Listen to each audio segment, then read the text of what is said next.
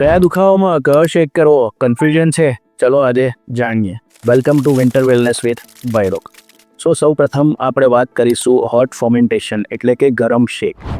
આપણને જ્યારે પણ જૂની તકલીફ છે, જૂની બીમારી છે, જૂનો સ્નાયુનો દુખાવો છે કે જૂનો ફ્રેક્ચરનો દુખાવો છે, તેવી સ્થિતિમાં આપણને ગરમ શેક અથવા હોટ ફોર્મેન્ટેશનથી ખૂબ રાહત મળતી હોય છે.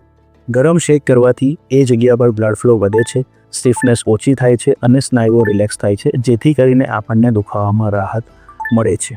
હવે જો આપણને ફ્રેશ ટ્રોમા છે, અત્યારે જ વાગ્યું છે, ફ્રેશ ઇન્જરી થઈ છે કે ફ્રેક્ચર થયું છે, તો તેવી સ્થિતિમાં આપણે ઠંડો શેક અથવા બરફ તે જગ્યા પર લગાવવો જોઈએ.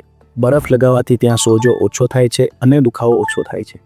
ઘણીવાર લોકો તેમાં ગરમ શેક કરી દેતા હોય છે, તેનાથી સોજો વધી જતો હોય છે અને દુખાવો વધી જતો હોય છે, તો તેવું બિલકુલ કરવું નહીં. વધુ ટિપ્સ માટે ફોલો કરો વિન્ટર વેલનેસ વિથ વાયરોક.